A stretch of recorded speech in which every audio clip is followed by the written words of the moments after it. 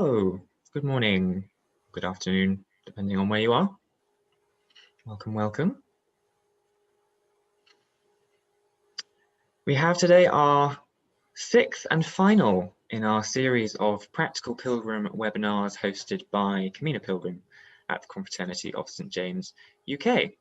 I am Freddie, the CSJ General Manager, as ever, and today we will be hearing about the experience of Martin Brice, who walked from Pamplona to Santiago in September and October of 2020 during the pandemic amongst the various restrictions. Of course, things have changed in Spain since he was there, and we don't yet know exactly what the Camino will look like once we're allowed to return, but I'm sure there will be similarities and parallels that we can draw from listening to Martin's experience this morning. If you would like to put any questions to Martin, you can do so at any time via the Q&A button, and we'll try and get through as many of them as we can today. If we don't, then we will make sure you get emailed an answer afterwards. So Martin joins us today from his home in Tunbridge Wells in Kent. He is a seasoned pilgrim, having cycled from Santander and Seville, as well as walked the Camino Francés twice, once of course in the time of COVID, as well as the Finisterre circuit. He's a retired journalist and now a helpful volunteer of both the CSJ and the Pilgrim Office in Santiago, receiving pilgrims and awarding them their compostellas upon close inspection of their pilgrim passports, of course. Martin, welcome. Please take it away. Oh, thank you very much, Freddie. Morning, everybody. Thanks for coming. I think there are three sections to this, really. What I did, and you can draw your own conclusions from that. And then sort of what it's like now. And the big question, of course, is when can I go? So let me begin at the beginning and try and keep some sort of logic to this. So I was in the CSJ Thursday morning coffee session, and a chap called Richard came in, and he'd just come back from walking the Francés. And I thought, surely this was last year. I thought, this can't be possible. And he said, yeah, we did it. And he talked it through. And I thought, actually, well, if he didn't do it, I can do it. So I cheated, of course, and I copied his itinerary. So when you buy these airline tickets, you buy them 4 or 5 weeks, 6 weeks before you go. You don't really know what's going to be happening then. So Richard said what he did, and in fact what I did, was I bought a ticket to Madrid, not to Biarritz. Normally you would go to Biarritz, get the bus into Bayonne, get the train down to St John. But I wasn't sure when I bought the ticket if I'd be allowed to cross the border. And it's relatively easy for the French to close that border. It's just that road out of St John going up towards Orisson. I also suspected, I think that Orisson would be closed. I wasn't quite sure what was happening at Roncesvalles. So I thought, well, I'll avoid all that. And I flew to Madrid. And this is quite important and came as a surprise to me. Firstly, when I got to Gatwick, there were only 11 people on the flight.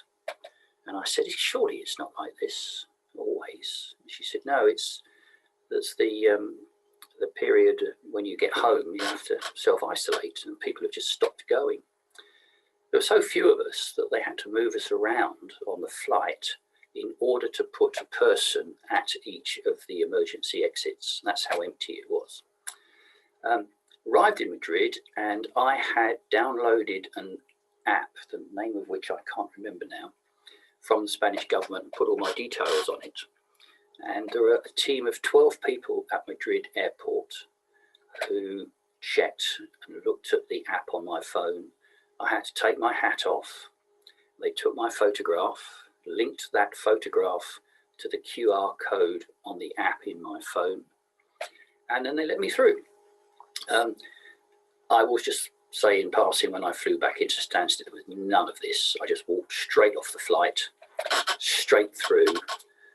Some border patrol chaps were having a bit of a conversation, completely ignored me. And then we all got into the queue very strange sensation having people standing close to you after you've been to Spain.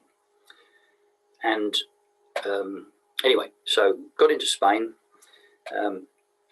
bought a ticket on the Alsa app. Alsa is the bus company, and I had the app on my phone, and I purchased the ticket from Madrid airport to Pamplona while I was on the airport terminal bus that takes you to Terminal 4, where the buses are. Got on the bus, 6.5 hour journey, wearing a mask. Now, Richard had said when he was in Spain, he felt safer in Spain than he did in England. And I have to say, I think I agree with him. It was a real shock to come back to England and see people standing close to each other, not wearing masks. On a bus journey, everybody had a mask on. I don't think the driver had, but then he was in his little cabin. We stopped halfway through the journey at a motorway service station. People on the bus we were wearing our masks, go into the motorway service station.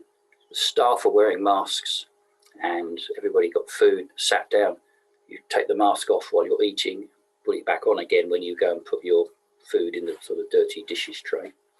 Arrived in Pamplona, found my way to the municipal, came in, and of course you're not allowed to shake hands.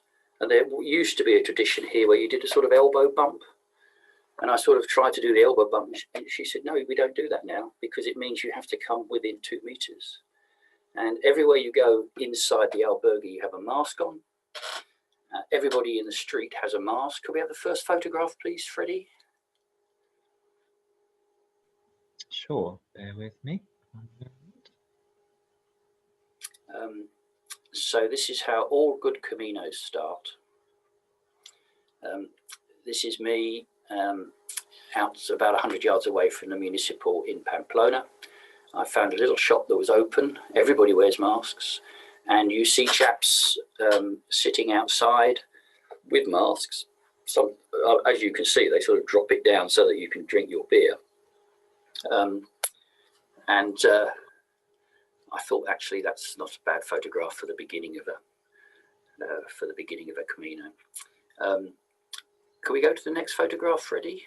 Yeah. So this is how all Caminos start. You notice the mask. I should have got some photographs. And this is how all good Caminos finish outside the cathedral. That's the one mask that I took with me. I had that other medical thing, but I use this one all the time.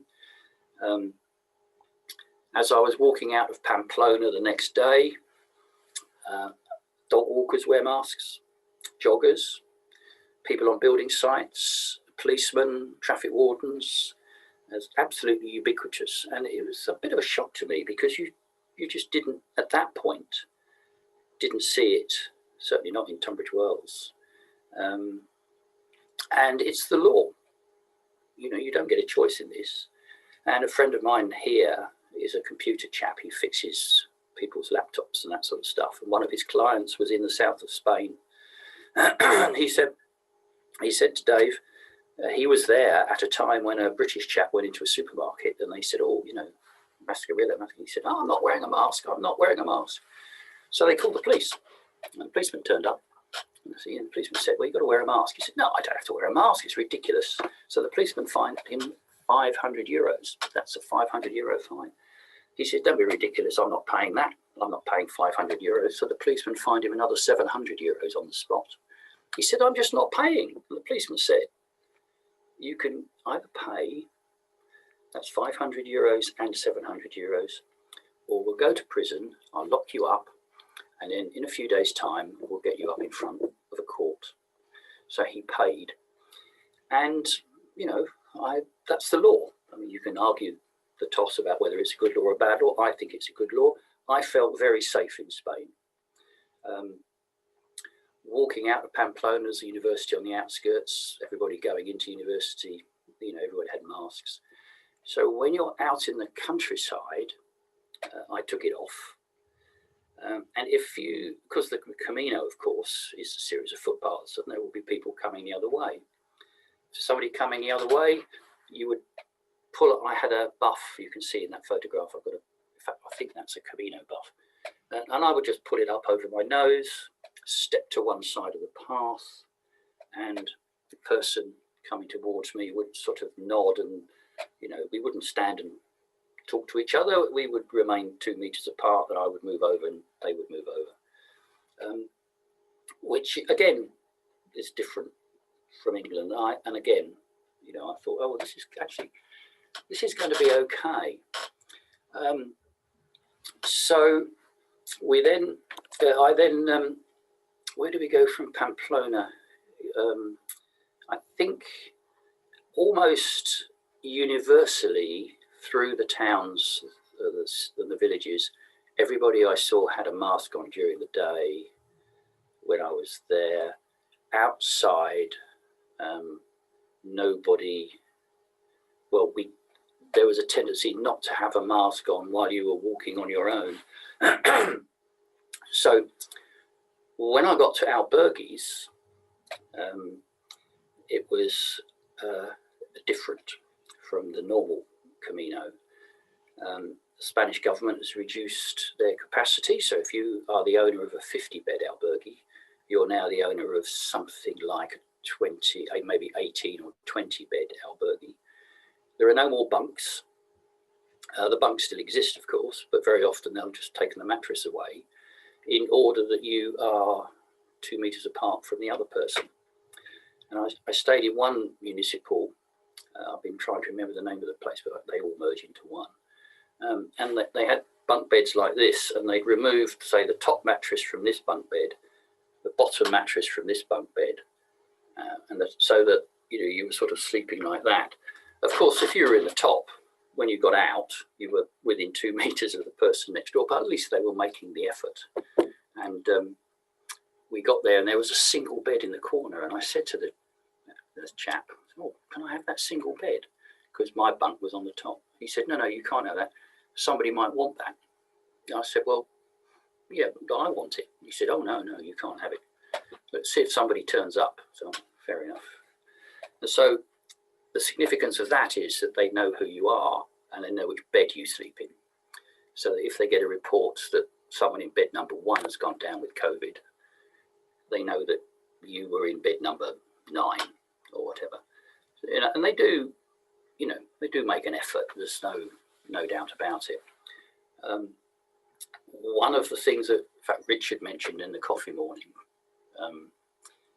that I couldn't understand it at first, but you don't need to take hand sanitizer when you do a Camino now. You'd think you would, but you don't. It's everywhere. And when I say everywhere, you come to a door, there's a little table with hand sanitizer. So you do this, touch the door handle, go through the door, touch the other door handle and close it. And there's another table with hand sanitizer.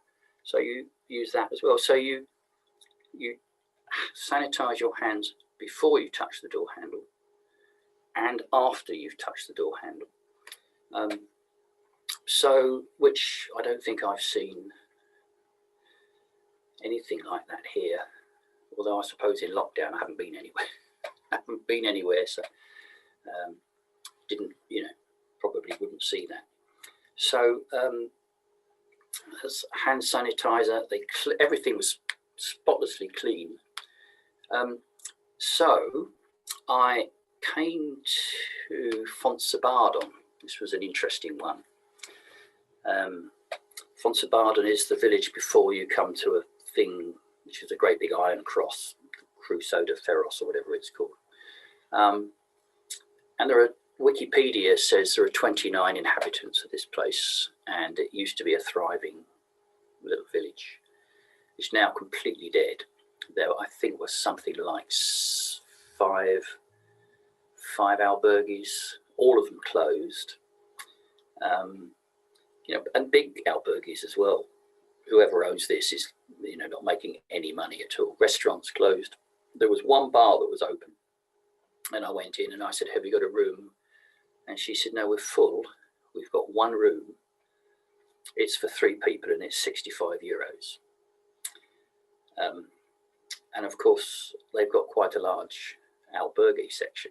But of course, the capacity has been reduced to about a third of what it was in the past. Hence, even though there were very few pilgrims, that albergue was still full, and 65 euros was only me. I was on my own. So she said, if you want an albergue, you'll have to go to the parochial, which, as the name suggests, is run by the local church. So I went up there, and it is the local church, and the priest had opened it up for pilgrims, put mattresses on the floor, and I knew two English chaps, I'll mention them in a minute, and they stayed there, and I saw them the following day, and they said there were 16 of us. The mattresses were touching. We were all lying down. Of course, nobody has their masks on when they're sleeping. They didn't catch COVID, but it is a statistical certainty that somebody carrying the virus will have been in that little albergue or in that church, sleeping on one of those mattresses. I imagine, I suppose, was the priest very brave, or was he very stupid, or maybe he was both? Maybe he felt that he ought to give those people somewhere to sleep.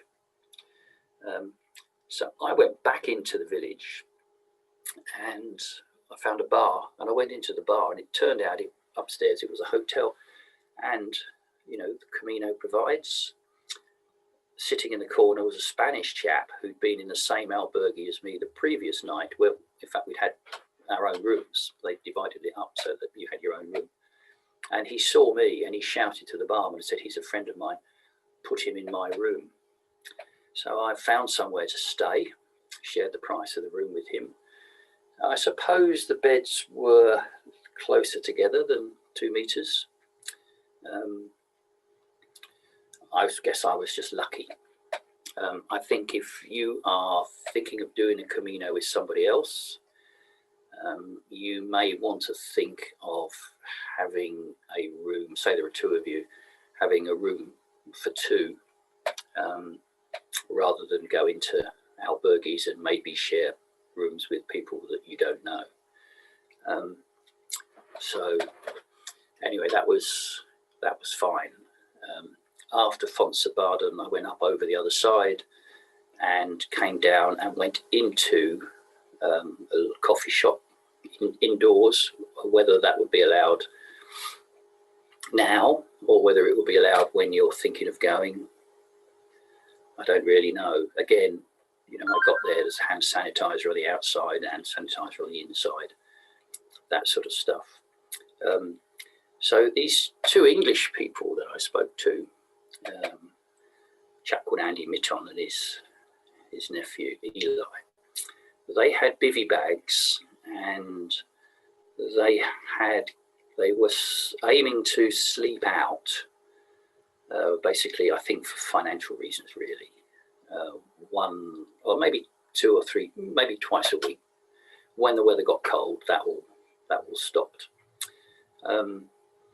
Richard, the chap who inspired me to go last year, he said he took a tent, but he never needed it. Although the albergues have their capacity reduced, of course, the number of pilgrims walking is really tiny. So there are places you can sleep out. Should any of you want to do this or feel you need to, there are no campsites on the Camino. There just aren't. Forget it. There are some places that are 10 or 15 miles away from the Camino, but you're not going to go there. You can sleep outside churches. There was I think she was a Swiss girl called Mona who had 2 dogs, and because she had the dogs, she couldn't sleep in an albergue. And from Saint Jean to Santiago, she slept indoors twice, and she had a little tent. I would not like to sleep in a tent with 2 wet dogs, but that's how she chose to do it, and she slept outside churches. I met her several times. One day I was in the Santa Clara albergue, which is a religious run place in Sahagun, and she came to the door, and they immediately said, "You can't come in, you've got the dogs." And she said, "I know, it's no problem. Just tell me where the nearest church is." And they said, oh, it's no problem. You can sleep outside the church. You go back up the street, turn right, and it's at the top of the hill. I can't see that ever being a popular method of doing the Camino. You can get lightweight camping kit if you want to. I don't think this discussion is really the place to think about whether you want to go camping or not. But, you know, that's one way round not spending every night in a room with other people.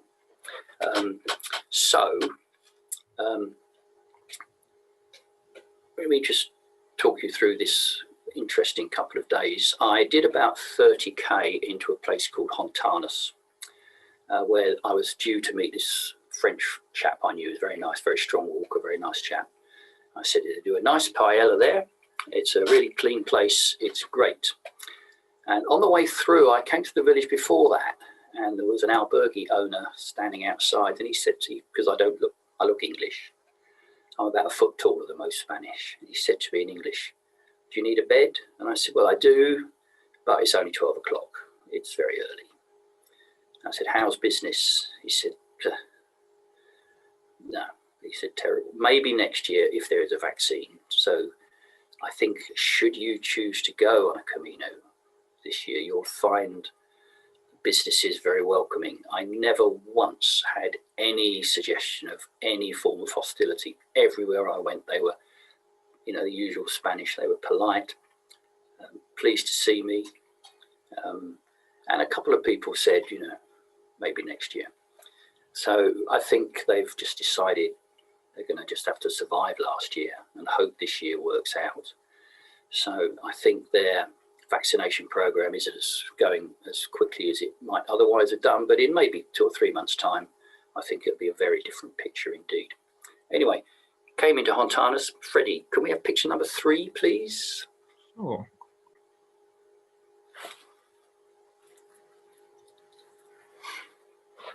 So here we are in Hontanas. As you can guess, this is not last year. It's a couple of years before, I think 2018. Lovely paella, lovely restaurant, lovely albergue, spotlessly clean, quite new. And I thought, oh, it'd be great, I'll get there. And I got to Hontanas, and this place is closed. There was red tape across the door. Every albergue in the village is shut. There's nowhere to stay, but the municipal is open. And in the distance, I can see the French chap, Philippe, at the door. I thought, oh, great, I'll go and stay in the municipal and see Philippe, and it'll be great. And I got there, and there had been an agreement that they would all close, but they would keep, the local authorities would keep open the municipal. Sadly, the woman who ran the municipal had gone down with COVID. So I turned up, and Philippe said to me, you know, she's very ill, and this poor woman she was still upright, but I mean, there was sweat running down her face, and you know, she was inside and I was outside. But Philippe said, but she will give you water. And I didn't have any water, and I'd done 30k. And there was nowhere else. Everything else was absolutely dead as a doornail. So I said, okay. So I handed my water bottle over. And this lovely woman who was doing her best to look after these pilgrims who needed water, she took the water bottle, filled it, and handed it back to me. And at that point, this is one of those moral, you know, what do you do? But I needed the water.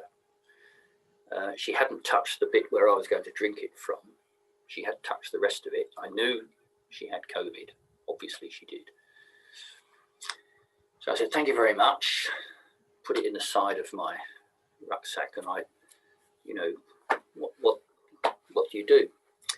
So I imagine that place is closed. So if you do a Camino, you may well find the municipal authorities are doing their best to keep the municipal ones open. In Galicia, I suspect there'll be an edict. They'll either all be closed or they'll all be open. I don't think it'll be left to individuals. That's not how it works there. So I was outside this place thinking, oh, well, what am I going to do now? And it was 14 kilometers and I'd done 30. And I was thinking, you know,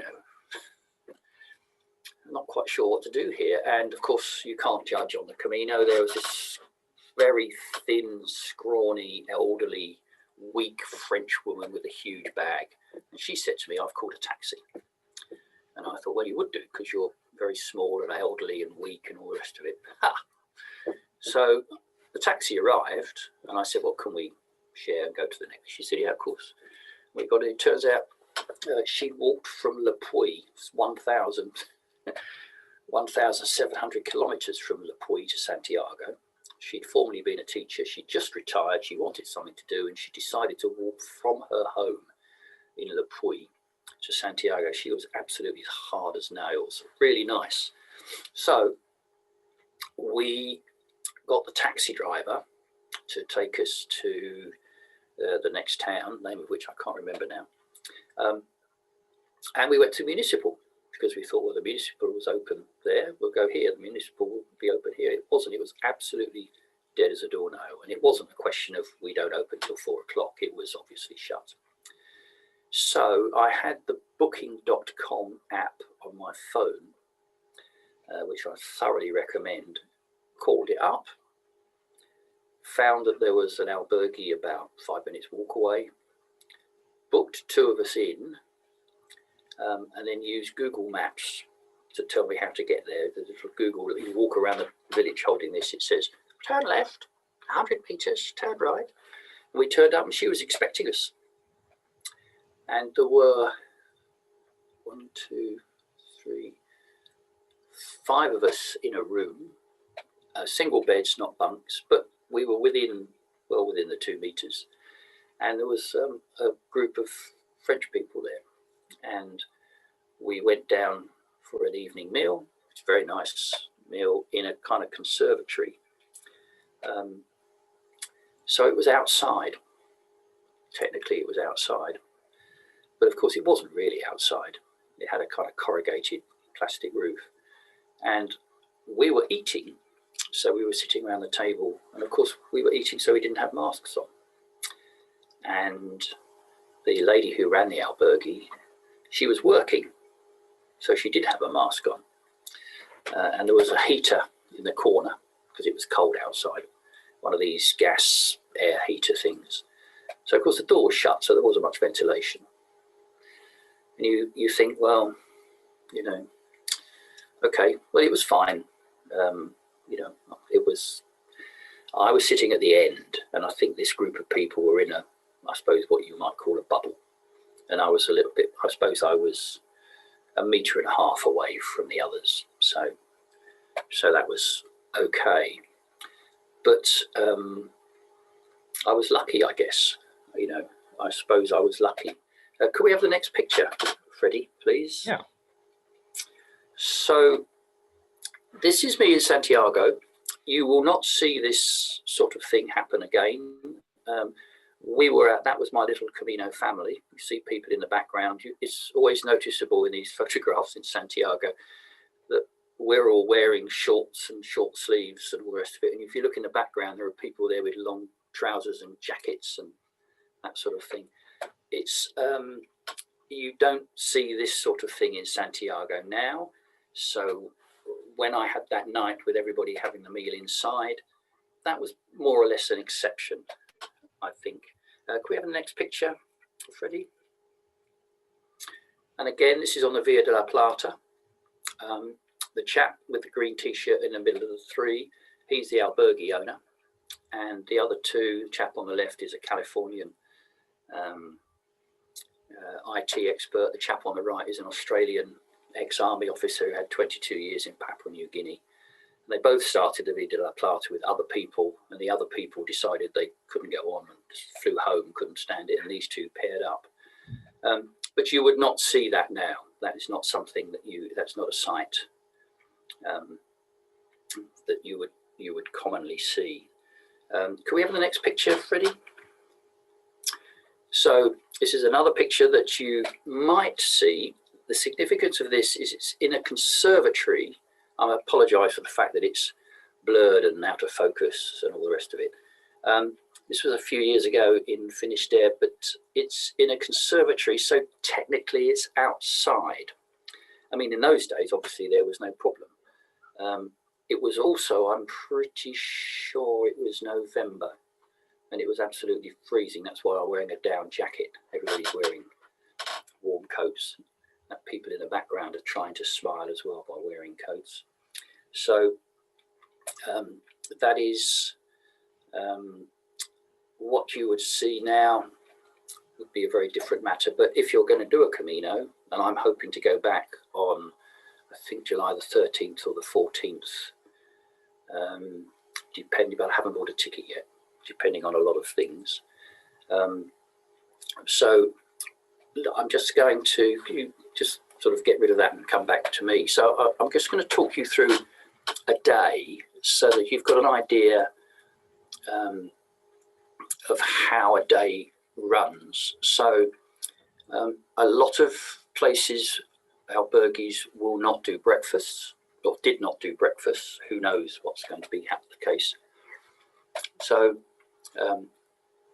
you're up, and if you've got bunk beds, there won't be anybody above you. And so up, a lot of places don't do breakfasts.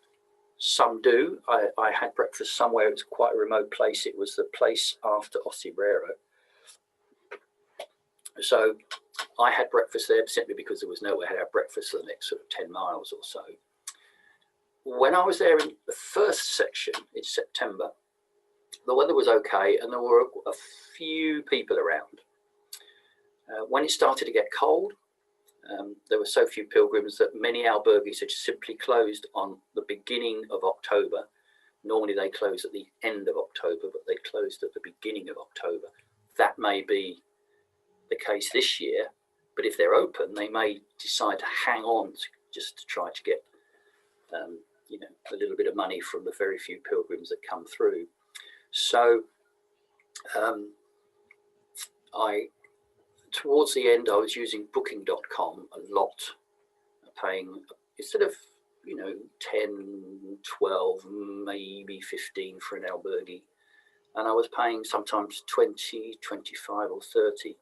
And my wife said, look, if it's the last week, it's only going to be 7 nights, so you can afford to pay that extra and have your own room. So if I was in an albergue, I'd be up and out, try and find somewhere for coffee and breakfast. I did it in, I think it was place after Saria, and it was 3 hours before I came to a cafe that was open. And of course that cafe was absolutely rammed with desperate pilgrims who'd been going for 3 hours and wanted some coffee. During the day in September, there were a few people around, but they seemed to disappear. And after Saria, there were a few groups of people, but not very many. And in many respects, this was my best Camino, because it's not often in this world you get the opportunity to have a day to yourself, walking along in your own thoughts. It's not what people do the Camino for, but actually I thought it was great. I mean, I quite enjoyed this. It worked out quite well. Could we have the next picture, please, Freddie? And of course, you meet all sorts of people on the Camino. And one of them was this really nice chap called Dominic, who was Austrian. He lived in a commune in an American Army base in Austria. And he pushed, that is a gentleman's urinal on that trolley. And he travelled from Austria. He couldn't fly because that thing's made of China. And he travelled on buses and trains from Austria to Saint-Jean. And then he pushed that gentleman's urinal all the way. Yes, all the way from Saint-Jean to Santiago, and enjoyed the trip so much he then pushed it all the way out to Finisterre. Why did he do that? He said it was an homage to a gentleman called Marcel Duchamp, who invented modern art. He was a famous artist, and he entered a competition, and he entered this thing. Obviously not that particular one. And they said, you can't do that. It's not art. And he said, I will decide what art is. I am the artist. And so that was the beginning of the modern art movement. And it had nothing to do with Roman Catholicism, religion, nothing to do with Spain, nothing to do with history. He wanted to do it. But the fact remains that in a time of COVID, he travelled from Austria to Saint-Jean overland. So it wasn't on one aircraft and off one aircraft. It was buses and trains and changing this and changing that and all the rest of it. So it is possible if you're determined enough. He was an extraordinarily nice chap, very, very well educated, spoke really very good English. And, you know, he was, when I saw him, I thought he's a complete nutter. He was nothing like that at all. On the Camino, you simply can't judge. So I think he tended to walk alone, which is why I think when I saw him, he was always alone. Mind you, I suppose in those times, most of us were alone most of the time. So going back to during the day, that was one day when I saw him. When at the end of, so during the day, you're basically about as safe as you're ever going to be anywhere in the world. There's no way you're going to no way you're going to catch COVID during the day, because you'll probably be largely on your own. You'll be outdoors. There will be times when you'll stop for a beer or maybe lunch. That will, if you go in the decent weather, that will usually be outside. Towards the end, in October, when it was chilly and many albergues had closed, a lot of restaurants were closed, and I was using booking.com to book these places a night ahead. Arriving, usually I was the only person there. I stayed in one place in Syria for 25 euros. I had a magnificent large flat all to myself. They were just desperate for the money. Everything was closed except for one burger place up the road, and I went in there. There were a few people having a few beers, but I think I was the only person who had a sort of burger and chipsy meal, which was the only thing they did. Later on, everything was shut. The places that served the Spanish were closed because many of the Spanish were on furlough anyway, didn't have any money. The places that served the pilgrims were shut. I suspect most of them hadn't been open. So I would check in, and then I'd go to look on Google Maps on my phone, go to a supermarket, and buy, at the beginning of this, I didn't take a knife, fork and spoon. So when I realized the only way I was going to eat was by going to a supermarket, I realized I didn't have anything. I didn't have a knife. I couldn't eat a salad. You know, I couldn't eat buy a little pot of dessert or anything like that. So I bought a baguette and some sliced cheese and some sliced ham. We pulled the baguette in half of the cheese and half the ham went in one half. That was tomorrow's lunch. Then I ate the rest of it. I couldn't buy a bottle of wine because I didn't have a bottle opener, didn't have a corkscrew, so I had to buy beer. And for pudding, the ice creams tend to come in packs of 12. So that was all very difficult until I got to Sahagun, where I stayed in this Santa Clara place, which had a kitchen, which was obviously closed. So I crept in and stole a knife, fork and spoon, which meant that after that I could buy things like a salad and a small tin of fish and sit in my room, put the tin of fish on the salad, and I could have spoons so I could buy dessert. And I paid €1 for a corkscrew, so I could start to buy bottles of wine with corks in. So I would recommend, if you're going to do a Camino, that you think about that. If you bought some wine, you'll need a corkscrew. You'll probably need something to drink it from. You can buy collapsible cups and, you know, that sort of stuff. But you may find yourself one day having to eat from a supermarket, so this would be something that you really might want to think about. And this became basically a kind of, not a monastic existence exactly, but I would arrive, and very often there would be a table. The person who ran the place would be on the other side of the table, and sometimes they had these big screens up, and they would say, there's the key, which you would sort of pick off so you don't touch them. They would walk you to the room, you'd have your room, I'd nip out to the supermarket, eat in my room, fall asleep, get up next morning. Sometimes I'd bought some breakfast in the supermarket, like pan au chocolat or something. And away you go. And then so that was about as safe as you could make it.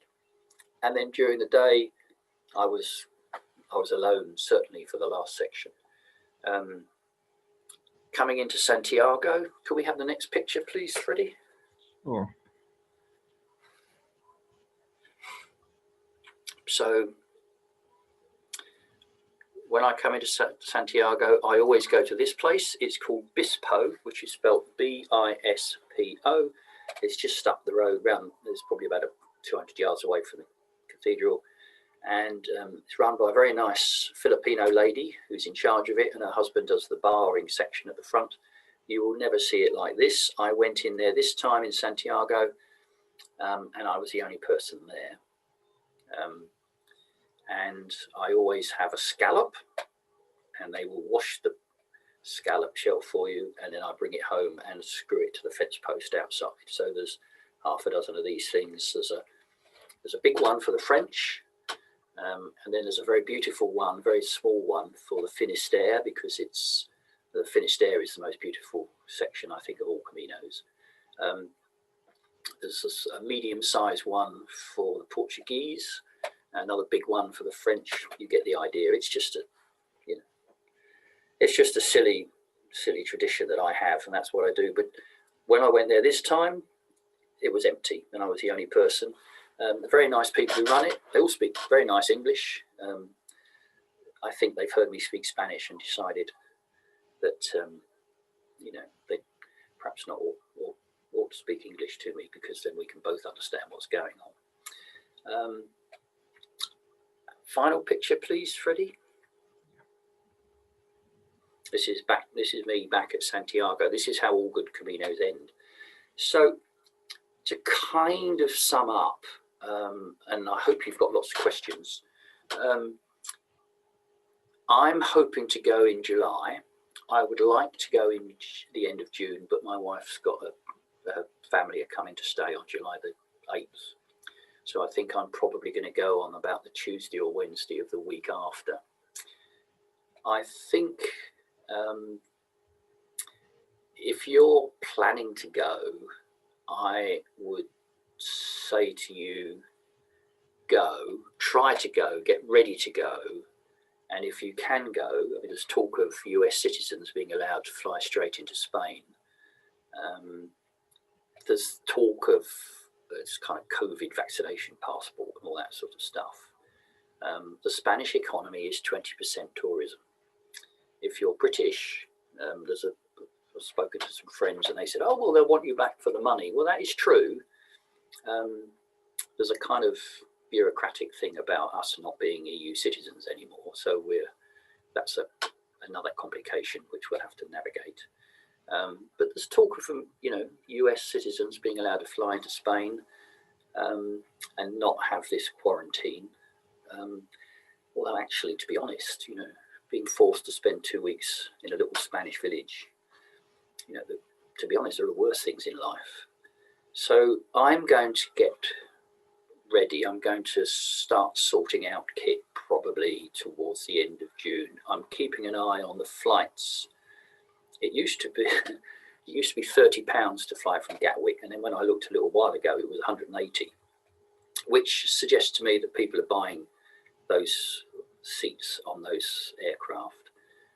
That was for a Saturday, July the 10th, I think.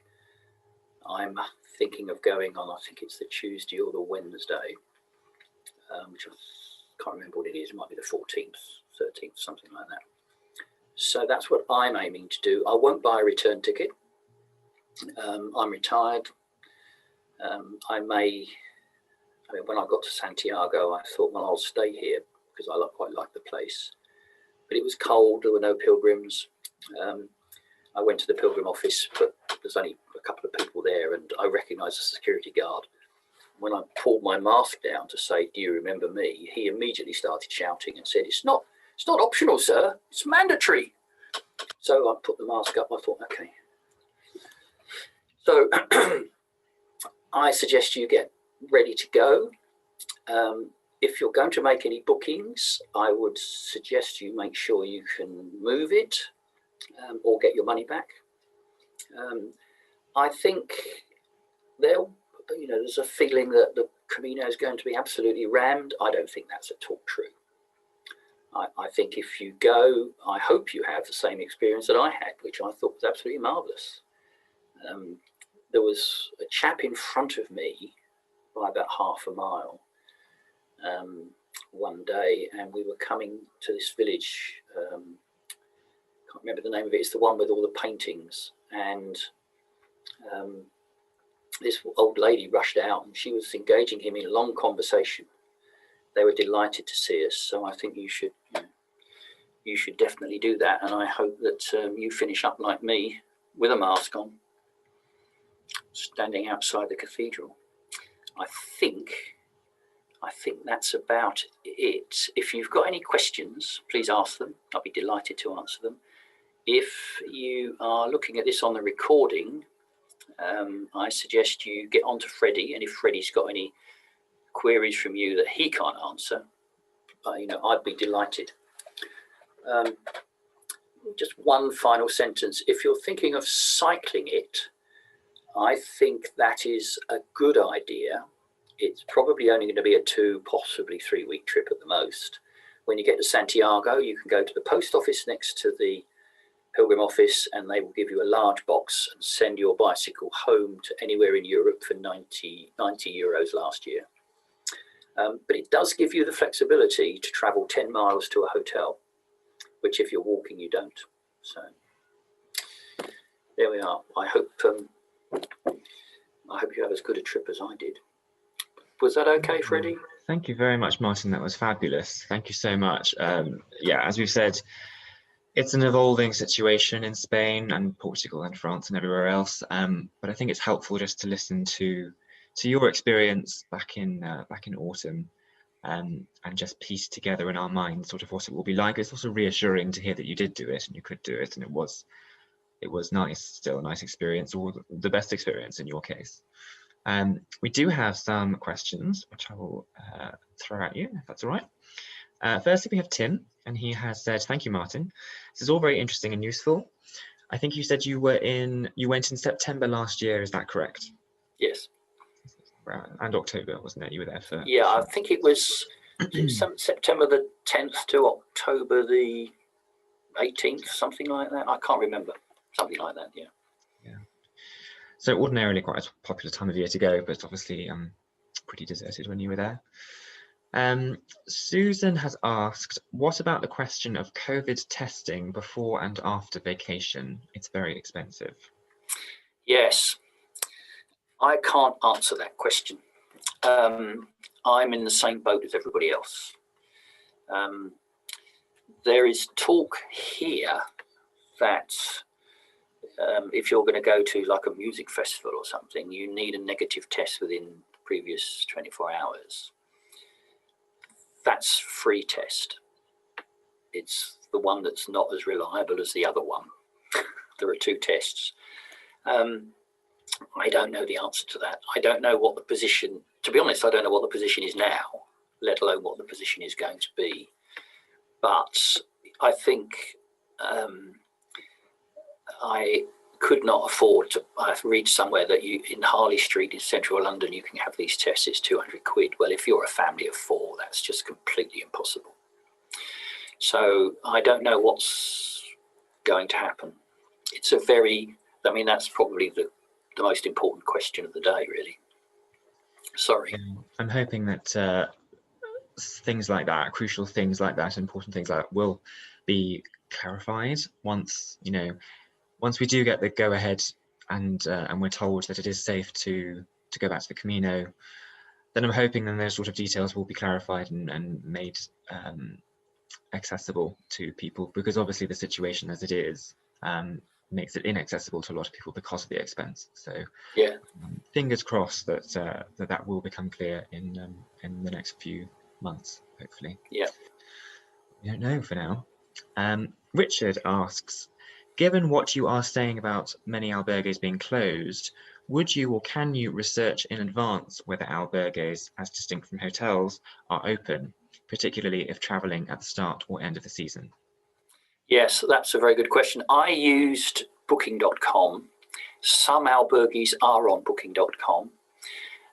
Some I sent emails to, but many of these albergues are simply not set up for this kind of communication.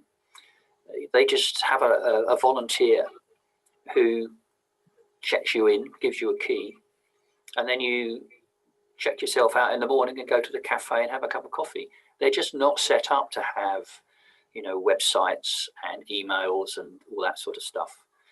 I never had a problem that could not be solved, but I had booking.com and used that a lot. And I can guarantee you will find yourself, if you go in reasonable weather, in a little Camino family. And in 2017 or 2018, we were renting flats on booking.com by the night. And it was working out. I think we paid €80 a night for 4 of us, and we were having 3-bedroom flats with 2 bathrooms and all spotlessly clean. It was, and of course, once you start doing that, you can cook for yourself, so you're saving money on the meal as well. Yeah. So I think there should be an app. There should, certainly in Galicia, the municipals should have some system of finding out if they're open, but I never found that. The internet is your friend. I think again, I think that is in the works, some sort of booking app. Now that it will be mandatory for a while at least to book all of your accommodation in advance, so that all of the places can regulate their numbers and make sure that they're not going over capacity.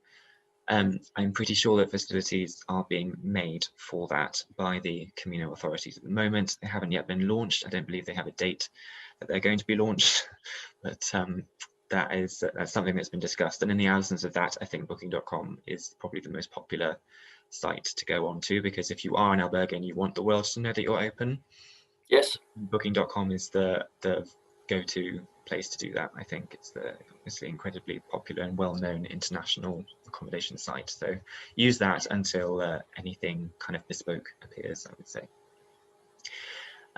Sally has asked, if we were to be still on the trail at the end of October, are there other places open if the albergues are shut? Yes. And I did it a couple of years ago. We had snow and it was cold, and there were other places. This time, again, booking.com, pensions, they're absolutely delighted to see you, falling over, they're really pleased to see you, very easy to do. And you book it on booking.com. I think you have a credit card registered. And one place I turned up, she just gave me the key and said, upstairs, room number 2. And that was it. Didn't even have to hand over any money. It all came out through booking.com. So, yeah, I think, people survive.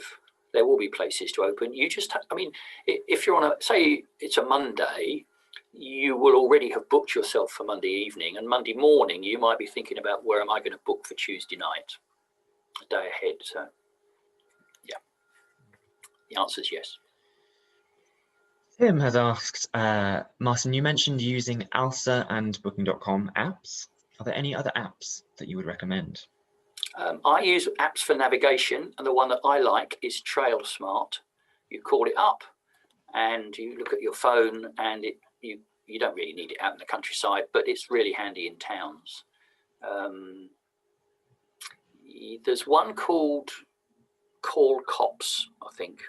Alert Cops. Alert Cops, that's the one. Apparently all the Spanish have this, and you sort of tap it and say there's been a car crash and stuff like that, and then it uses a GPS thing to find out where you are.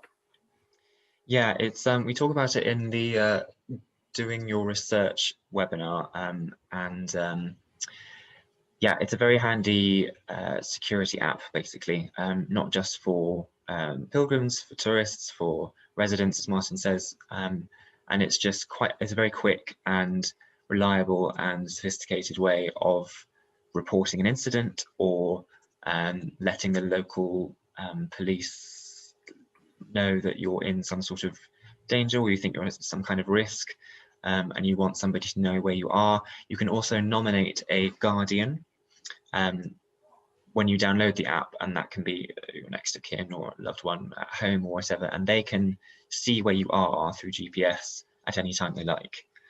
So they don't need to wait for you to contact them. They can access your location. So even if you've got lost up in the mountains or something, then you'll be easily findable by the local authorities through this app. So yeah, for peace of mind, if nothing else. Obviously, we hope that none of that will happen, but if you are in any way nervous that it might, then that's a good one, and I believe it's free as well. It's called Alert Cops. Yeah. I think all the Spanish have it, from what I understand. The other thing I would add is that you'll be sitting in a bar talking to someone, and they'll say, "Oh, have you heard of this app?"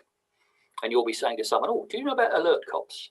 So you know, other pilgrims will tell you. Yeah, that's very true.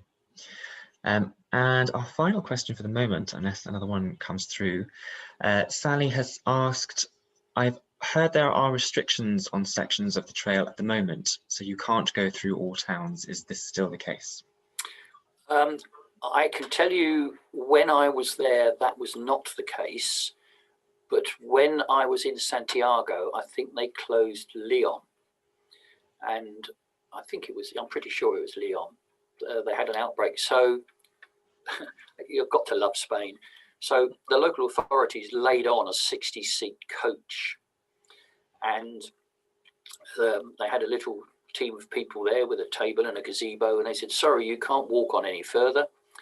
You have to get on the coach." Well, of course, it wasn't a 60-seat coach. It was a 20-seat coach, because, of course, they had to stay 2 meters apart. They would then take you on the coach for free across the city to the other side. You would get out and walk on, and the people in the Pilgrim Office said, "We will recognise this as part of the route. You still get your you would get to Compostela anyway, because it wasn't within the last 100k, but you will still get your certificate of distance. It doesn't count as cheating." I understand that today you're not allowed, if you're Spanish, to go from one county in Spain to another county in Spain. If you're foreign, you are. And I can see the logic of that, because it means that if you're a Camino pilgrim, you're out in the open air all the time, and you're just going to walk across the border, stay in a pension or an albergue and so on.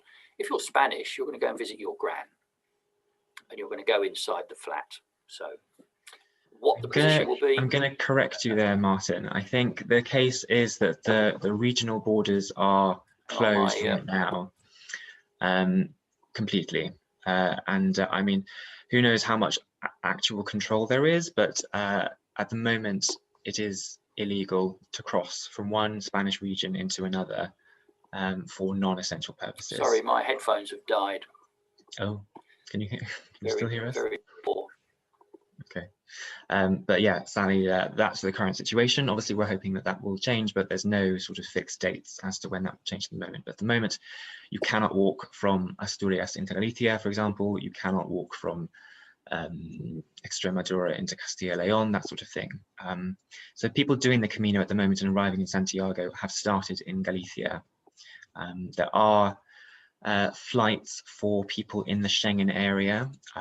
So, for example, some Germans have been flying from Germany into Galicia, into Santiago Airport or A Coruña, and they've been able to walk from those places. They've been able to walk the whole of the Camino Inglés, for example, because that is all contained within the region of Galicia. Or you can walk from places like Orcebrero or Tui, or you can do the Finisterre circuit. That's all legal at the moment, but that you can't leave Galicia. So you can fly, bizarrely, fly into Galicia and fly back out of it, but you can't leave that region, if that makes sense. One final question which will squeeze in from Ian. I am intending to walk part of the northern route. Do you know if the situation with albergues is similar on that route? That is, will municipal albergues be open? Okay, firstly, can you hear me? Because these Yeah, okay. I wanted to do the Primitivo, but I didn't do the Primitivo because I feared there would be 0 pilgrims and everything would be closed. And I fear away from the Frances that is the case. Now, Priscilla, who runs the CSJ albergue in Miraz, said in one of the breakout rooms on Thursday morning that someone she knew in Miraz had said there had not been a single pilgrim on the Norte. What that means for the albergues there, I don't know. I think if it's an albergue where people live, they'll still be living there and they may open it. I bet you a penny to a pound there won't be any heating. And I'm pretty sure any restaurants that lived, depended on pilgrims for their living, they would have been shut. So that's why I went and did the Frances, because I thought everything would be, well, there would be some facilities there. I don't know what the other ones would be like. I would have said the Via de la Plata is completely dead. Some of those distances on the Via de la Plata are pretty big. I mean, I remember one of those 30 kilometers between buildings. So I can't see any pilgrims walking that. You've only got to have a couple of albergues closed and suddenly you've got a 50-kilometer gap. So tread carefully. Yeah, I think it's all quite case by case at the moment, Ian. Obviously, people are confined to the region that they're in. They can walk on the Camino, and it is legally allowed for the albergues to be open at a reduced capacity and following all of the restrictions, of course. But if there are no pilgrims, it's not worth their while to be open. So I think a lot of them are just choosing to stay closed for now. I guess at the next opening up, when a wave of more pilgrims start arriving, I would predict that albergues will start opening at that time as well. I think the two sort of go hand in hand. All right, it is just past 11 o'clock, so I will draw things to a close. Thank you so much for your questions, everyone. And a huge thanks, of course, to Martin. Thank you so much for painting the picture for us, as it were, and showing us your photos, both from COVID times and non-COVID times, just for a comparison. That concludes today's webinar and the Practical Pilgrim series.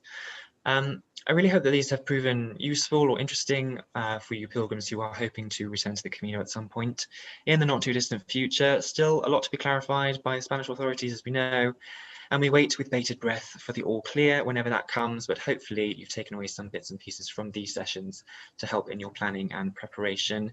If you missed any of our previous webinars, you can still register for the on-demand recordings by visiting our website at caminopilgrim.org/events. And if you wanted to hear some more practical advice from a different set of pilgrims, including someone else's experience of the Camino in the time of COVID, a lady and her husband walked on the Camino Inglés, then Ultrea Mancunia, who are our regional group based up around Manchester, are hosting a Practical Pilgrim Zoom afternoon event 2 weeks today, on Saturday, the 15th of May, starting from 1:30 p.m. UK time, a bit more friendly for you Americans. You can also find details about that on our website at the events page. And remember, if you ever want to chat to other real-life pilgrims about anything to do with pilgrimage or the Camino, we run, as Martin has mentioned, regular Zoom coffee mornings, virtual albergues, online wine bars, a Camino book club, occasional online lectures, an online festival, and even a fundraiser music recital this Tuesday evening. So do get in touch if you would like to stay connected to us. All of this is on our website, of course. You can also reach out on Facebook, Twitter, email us, phone us. We'll be delighted to hear from you. But for now, thank you all so much again for coming. Thank you, Martin. Stay safe. Buen camino. See you in Santiago. Indeed. Hasta pronto. Bye, everyone.